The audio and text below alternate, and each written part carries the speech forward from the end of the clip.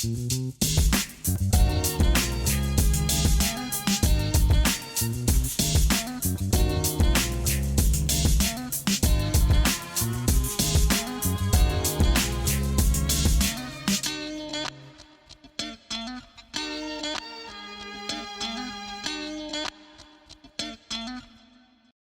everybody, and welcome to another episode of A Taste of RPGs. I'm Audrey, and I'm here, as always, with Christopher and Marissa, and our guest this week is Lucy. And this week we're going to be playing For the Queen, except we're going to play the Roll20 version. This is a really simple, light, card-based game where basically we're going to go around in a circle and answer questions that are on the cards and create a story together about this queen whose retinue we're in. So without further ado, we'll all hop on over to Roll20. And there we go. All right.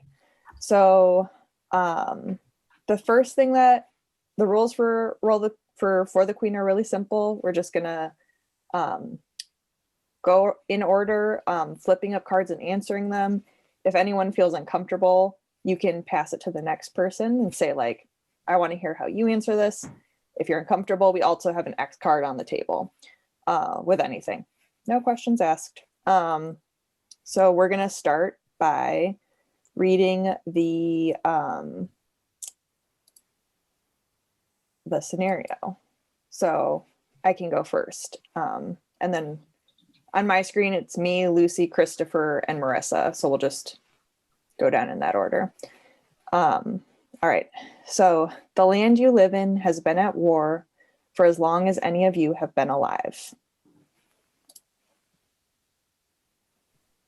The Queen has decided to undertake a long and perilous journey to broker an alliance with a distant power. The Queen has chosen all of you and no one else to be her retinue and accompany her on this journey. She chose you because she knows that you love her. All right, so now we get started. My question is, what is something you do for the royal family that has prepared you well for this journey?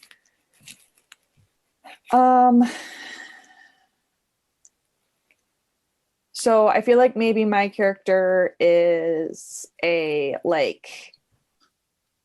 storeroom operator. Like I'm like the person who runs the household in the castle, right?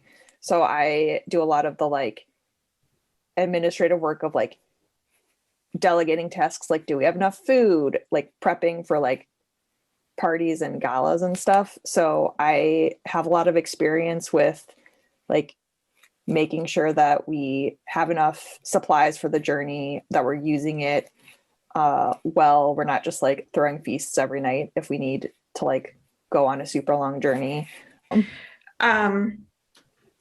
What did you bring with you to protect the Queen?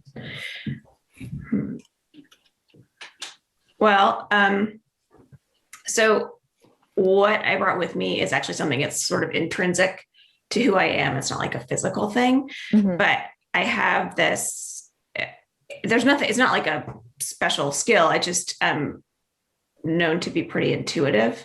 And because of that intuition, I sometimes am able to see or read things in people that other people might not notice initially. So it's nothing. I've just worked on honing my intuitive skills. And so it can be a protective measure because I can sometimes tell if someone is being sincere with what they're saying or with their intentions. That's cool. Is that a thing you do for the Queen? Is that your job, or is it just a side thing that the Queen also knows about? It's or does the Queen know thing. about it? No, she knows about it. I mean, and it's my mother was like this, my grandmother was like this, and I think that's why they just sort of taught me. And I don't know if it's even that unusual, but I just think it's sort of paying attention to intuition more than some people do. So she does know that about me, but it's not my job for her. Okay, that's cool. So it sounds like the queen trusts you a lot. Well, she trusts me to practice this behavior around her. Yeah. So Yeah. she assumes that I will, because I do. When did you know you would never forgive the queen, and why? I knew that I would never forgive the queen for killing my brother, who was a traitor to her. Mm. Even though I completely understand why she would kill him, I'll never forgive her for it, for not showing any mercy, despite all that I've done for her. What did your brother do to betray her? He wanted to overthrow her. Oh. How did he get caught? I'm super interested in this. Yeah. He was careless. One of the queen's spies found him out. Okay. And it was not clear whether I knew anything about it or not. But I had and am faithful to her, or loyal to her. When was the last time the queen hurt you? Yeah, maybe I advised her to leave more food stores for the peasants or something, and she ignored my advice and was like, no, we're not doing that. Was it because she thought that the peasants or whatever could grow their own food, or was she just yeah, they'll be fine? I think it was more of they'll be fine. Okay. I need this for this journey, whatever. But you don't think they'll be fine? Yeah, I'm worried about, winter's coming, and what are the peasants going to do if they don't have enough? Because we need the peasants. Yeah, do we make them tax them or something? Yeah, a highly? tax or a tribute, and I feel like she took too much from them. Okay. So do you feel like we're bringing too much on this journey anyway? Yeah, maybe for to broker the peace, she's wanting to take more as a gift, or making sure that we on this trip have enough. And I just feel like it was too much. So is food kind of scarce in this kingdom, maybe? Is food a really valuable resource? I think so, yes. The queen is under attack. Do you defend her? I do defend her, because for many reasons. My entire life is based around her rule, and I really can't imagine another way of living. Right or wrong, she's my queen, and to some extent, I do believe in her divine right to rule. So even if it means my life, I do defend her. I think I do defend her. Yeah. For a lot of the same reasons, I can't. I think I was enticed by my affair with the brother, but I also, I never spoke out about it because of that relationship I had with him, but also without him, because he died, I can't picture it any other way. I don't trust that whoever would take power would be better. Even though she's kind of cruel, I think she's still our queen. So yeah, I do defend her.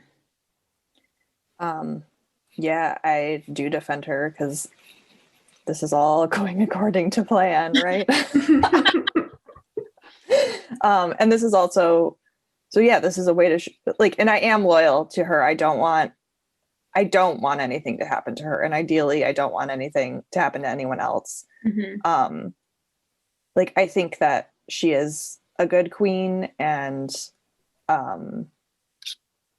like, I also probably like think that she's a way for me to have access to more power, so like I don't want that to go away. So I defend her. Yeah, I also defend her because I'm, as I said before, I'm kind of scared of her, and I have a memory of being punished by her, and I worry that if I don't defend her and she survives her attack, she knows who didn't defend her. But I'm also loyal to her, and she's given me a life that I probably wouldn't have had otherwise. Like, she's paid a lot of attention to me, and so that's I like that, and that's all I know, really. Good game, guys. Yeah. Whew. It was another kind of unexpectedly intense one. I know. That's hard. I mean, it's fun. It's really fun. But it's you did a great job, Lucy, for that being your first time really playing like role-playing games. Like, you had such a good idea for your character. Thank you. Yeah. No, it was definitely fun. I just love how all the stories that we all tell just kind of build on each other, layer on layer, both with each other and our own narrative. It's kind of awesome, isn't it? Yeah. I really like the collaborative storytelling game style, I guess, to call it. I think the prompts make it really easy to do that, and then also having the ability to like tell me more about that, or like asking for details helped draw out a lot of things. Like, like the brother, I never would have come up with that if Christopher hadn't already said that his brother was a traitor. And so it helps layer things together in the story and weave this like web of story, which is really interesting. I thought the prompts were really good to just help us create three-dimensional characters, our own and the queen's. Like, you're building the queen. I think it's really interesting, and I thought the prompts were really great. Yeah, I was really impressed. For some reason, because I feel like it's so easy to just assume that it's like she's like a good queen or whatever. Like, it's very easy when you just think of like queen or king to like have this flat image. So like the complexity of like the prompts forced me at least to think of her in a more complex way that wasn't just straightforward. I don't know. I thought I was really impressed by the game. So that's for the queen. Also, another thing I don't think I mentioned this at the beginning, but the prompt for this game is almost 0, like very close to 0, which is super nice. I kept like thinking about prepping for this and being like, I have forgotten to do something, and no, there was just not a lot of work on that part. But Marissa is going to be running our next game. So what are we playing? We are going to play Fiasco. Yeah. Finally. Yes, finally. Great. Well, we'll see you guys next time with Fiasco. See you later.